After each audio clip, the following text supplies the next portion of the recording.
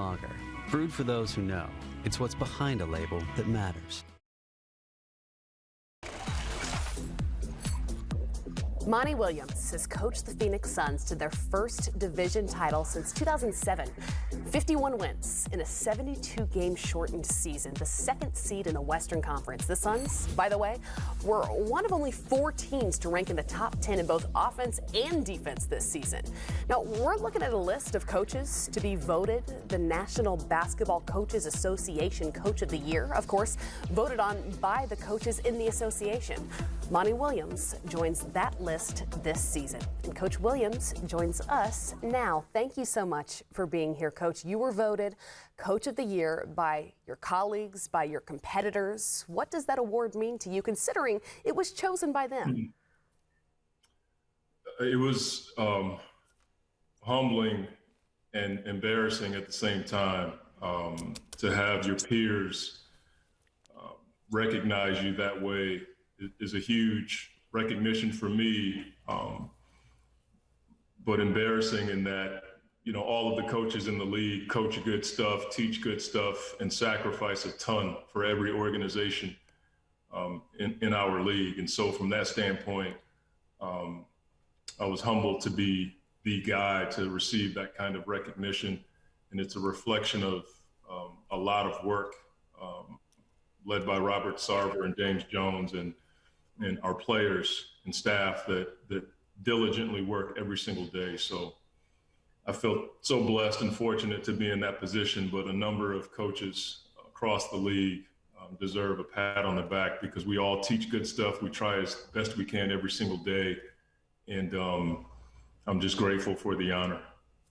You know, Monty, Steve Smith here. I want to say congratulations.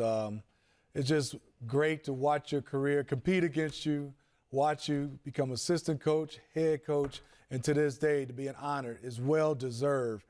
But I want to ask you now, as a number 2 seed, what goes through your mind in this different scenario, a playing game? You got to prep for 2 teams, not knowing which one that you will play. That's a totally different scenario that me and old Sam up here is used to. Yeah, it has been different, but as you go throughout the season, you have assistant coaches that have their own teams. And so those guys have been focused on their particular team. And thankfully, we didn't have one coach that had both teams. So we're doing the best we can to prepare for both. Obviously, it's a time for you to focus on yourself and strengthen the things that are weak in your program and focus also on things you do well to try to, you know, make those things even better. It's been a good time for us to rest. We had a really good practice today, but it is different to get in this position and have to wait 3 days to know who you're going to play. At the same time, I see the league's perspective on the buzz of the play-in tournament, and it really gets the fans involved, which is a good thing. But for us, it's not bad. We're grateful to be in this position. We've earned it, but it is a bit different than what we've dealt with. Monty, Sam Mitchell here. Congratulations again, my friend. I want to ask you this. To me, this road work for this success in this season started in the bubble last year. Talk about Devin Booker, the way he led this team in the bubble. And then you guys did something this summer when you added Chris Paul to take this team to a whole nother level. Talk about those 2 players, because sometimes I feel like Devin Booker and what you guys accomplished in the bubble to set the table for this year somehow gets overlooked. Yeah, I think the bubble for us was, it's hard to quantify what that meant to our program. The camaraderie, the confidence, we felt like it was basketball nirvana for us. You know, we were practicing during the day, and then at night we had 9, 10, 11, 12 guys going back at night because we could just focus on basketball. And Devin took a step in his leadership for sure. We had the focus of getting better every single day, but we knew every game in that environment was a game that we had to win.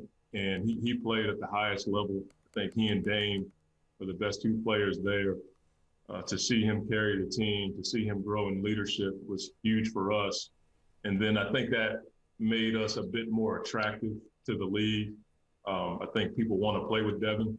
And I think that was inviting to Chris and having Chris and Book in our backcourt, in our program, has been huge for us. And Chris brings an element of leadership, of diligence, sacrifice. The things that he teaches our young guys every single day is less work for me.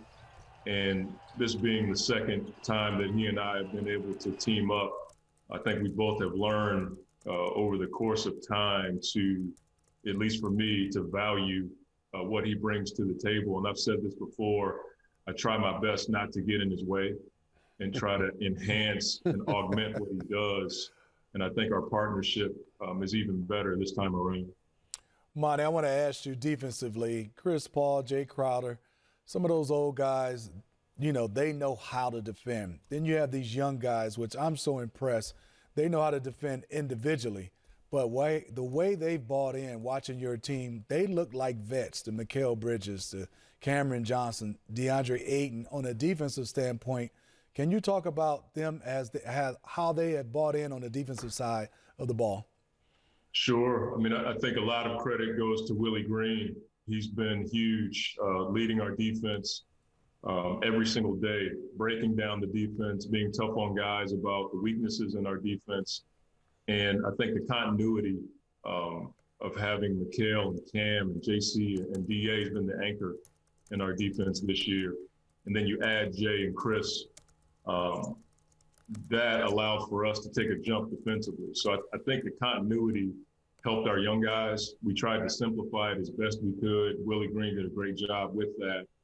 But I think having guys, you know, in the regular season, then going to the bubble, which we felt like was a second season for us. So for DA and all the guys that you named that were young guys, we feel like this is their third season in our program.